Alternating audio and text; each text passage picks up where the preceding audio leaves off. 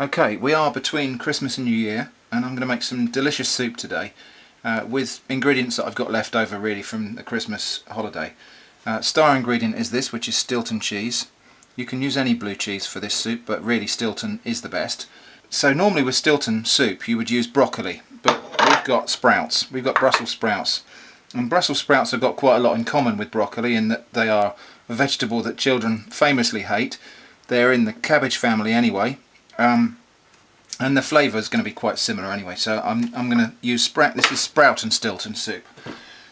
So what else do I need? I need a small onion, a stick of celery and a potato and some stock, and really that's about it. So I'm just going to dice up my celery, very finely dice that, and then it will cook nice and evenly.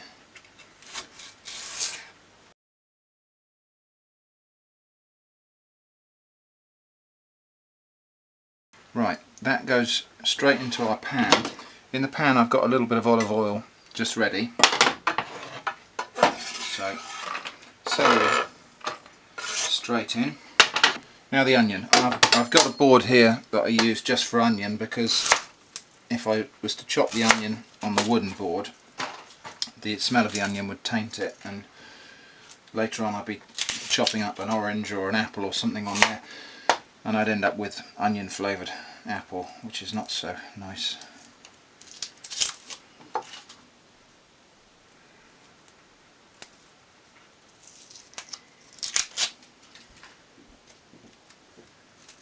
I've seen a lot of techniques for chopping onions where you leave the root on and you do all sorts of fancy dicing and so on, but for me I just chop them in half, take the peel off, the outer layers off, cut it lengthways like that.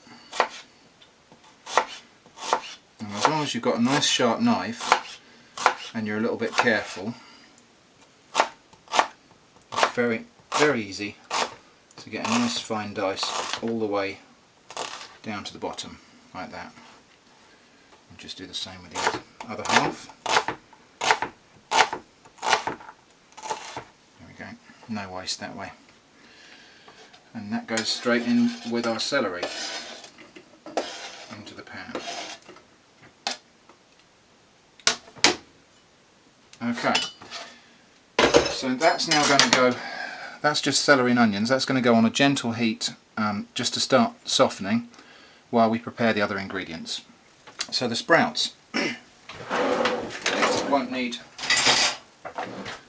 very much preparation, certainly not the messing about with cutting a cross in the bottom like you do if you're going to boil them whole. I don't even know if that makes any difference, but yeah, I'm just chopping off the base with a small sharp knife and taking off any damaged or dirty outer leaves. Quantity of sprouts I've got here is probably a large, well, probably a double handful. Quantities can be quite approximate in this soup. There's no point trying to be too precise. You'll judge the proportions pretty much as you go, and then, you know, once you've made it once or twice, you'll get the gist of it and adjust the proportions of ingredients to your preference.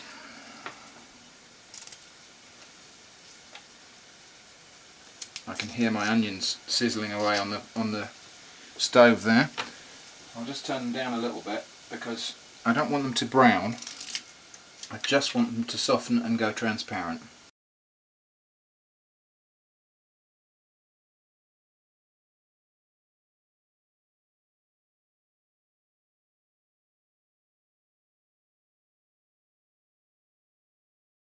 There you go. That's about the quantity of sprouts you want. 2 handfuls really. So here we are with our onions and celery just softening in the pan. Celery and onions are now just nicely softened, so I'm going to turn the heat right down. And there's one last thing I have to do, which is peel and dice the potato. I didn't do this earlier. I didn't do this earlier because if you peel the potato too early, it can go brown, and that'll spoil the appearance of the soup. I'm going to finely dice it because I want it to cook through quickly.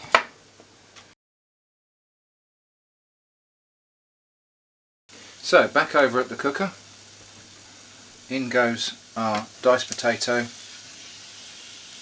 and our sprouts, and about a pint of good chicken stock. That's about 500 ml. Now the heat can come right up because we're going to need to bring that to the boil and then simmer that until the sprouts and potato are just cooked through. Meanwhile, we'll talk about the cheese. You want about 75 grams of Stilton, which is a wedge that's about that size. You can use a bit more, a bit less, it really doesn't matter. I'm going to cut off the rind here because I don't really want chunks of tough rind floating in the soup. So the rest of that Stilton can go back in the cheese box, and we'll use a little bit of that for garnishing the soup later. This cheese that we're going to use in the soup just needs to be broken into crumbs to help it dissolve and melt in.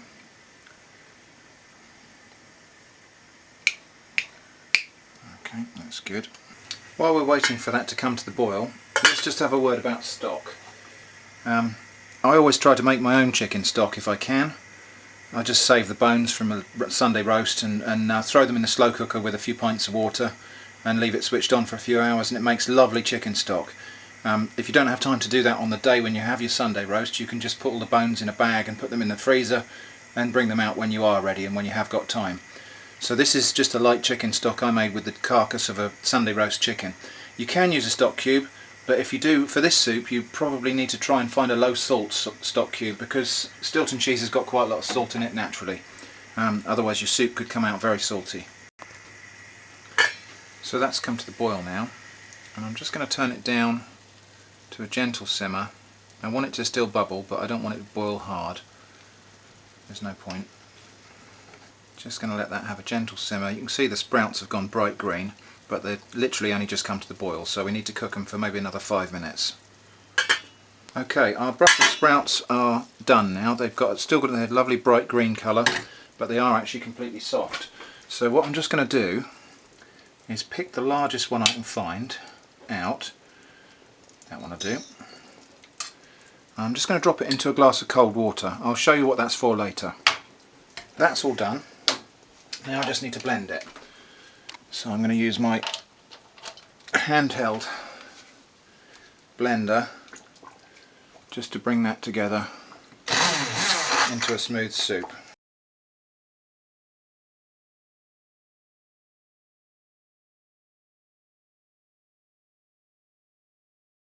Okay, that's now blended completely smooth. Now it's time to add the Stilton, so I'm just going to put the heat back on, low heat. I don't want this to boil. In goes the Stilton, and then I will just whisk that until I'm happy that the cheese is completely melted and dissolved into the soup. This is a bit like making a cheese sauce really.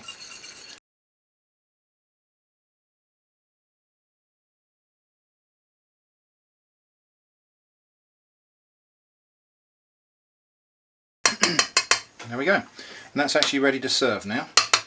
So one final thing, which was this little sprout. This is just going to be used as a garnish. So very, very carefully with my sharp knife, I'm just going to slice that as thin as I reasonably can, but trying to preserve the inner structure and pattern of the sprout. So I just need a couple of slices of that. Okay, so that's my garnish, so let's plate up our soup.